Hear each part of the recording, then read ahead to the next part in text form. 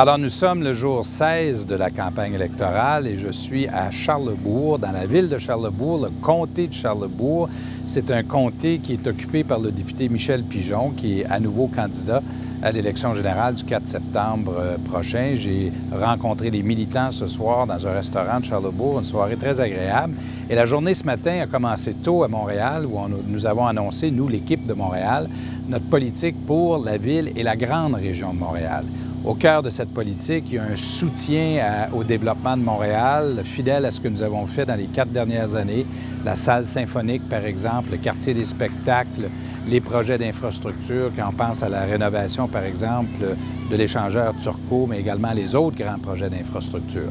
Et ce que nous avons proposé, c'est plusieurs projets pour le 375e anniversaire de la Ville de Montréal, que nous allons célébrer en 2017, en même temps que nous allons célébrer le 50e anniversaire de l'Expo 67, le 150e anniversaire de la Fondation du Canada.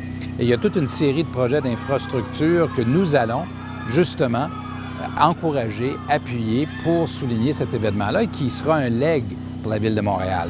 Par exemple, au Parc Jean-Drapeau, il y a toute la question du fleuve, l'accès au fleuve, un parc linéaire qui serait un magnifique projet à réaliser. Il y a également à côté du Parc olympique, là, tout ce qui touche le biodôme. Alors, il y a toute une multitude de projets que nous voulons faire. Et nous voulons aussi investir dans le transport en commun. Il y aura un investissement majeur de 325 millions de dollars au métro de Montréal pour de la rénovation. Il y aura également un accroissement du nombre de voies réservées.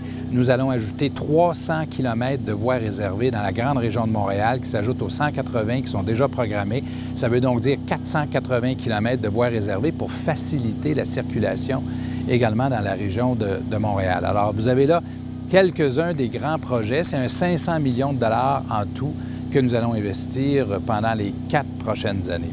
J'ai également visité cet après-midi avec notre candidate Nicole Girard dans le comté de Montarville, une magnifique entreprise qui s'appelle Batium.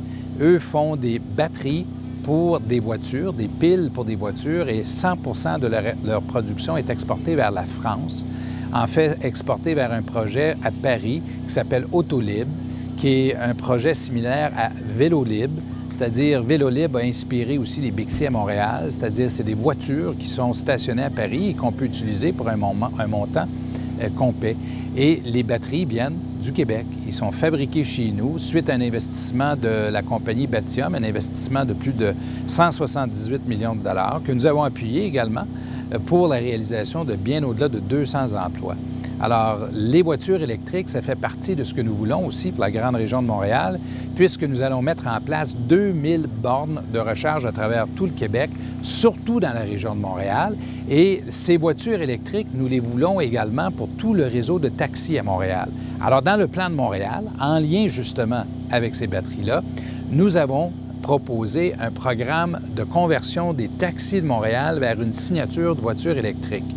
Et pour y arriver, nous allons seconder les propriétaires de taxis en payant la différence entre le coût d'une voiture standard et une voiture électrique. Alors voilà une très belle mesure qui va venir appuyer Montréal. Aujourd'hui, donc, je finis la journée dans la région de Québec. Demain, nous serons également à Québec pour vous parler de notre cadre financier du programme du Parti libéral du Québec avec l'équipe Québec. Entre-temps, pendant cette campagne, vous voyez que les enjeux se clarifient également. Dans le cas de M. Legault, la valse continue de contradictions puis de changement de cap. Lui qui ne fait pas confiance aux jeunes, ne fait plus confiance aux parents des jeunes. Hier, annonçait une politique également où il ne fait pas confiance au milieu financier québécois pour administrer ce nouveau programme de pension que nous allons. Il veut donner ça à la Caisse de dépôt et de placement du Québec pour comme grossir davantage les rangs de la Caisse de dépôt, alors que ce n'est pas sa mission.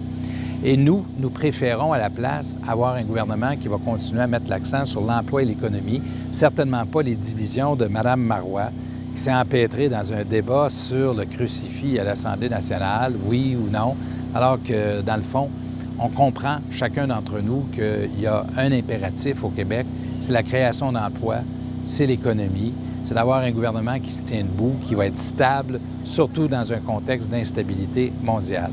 Alors, à demain, alors que nous parlerons d'économie, nous parlerons de notre programme, nous parlerons surtout de notre cadre financier.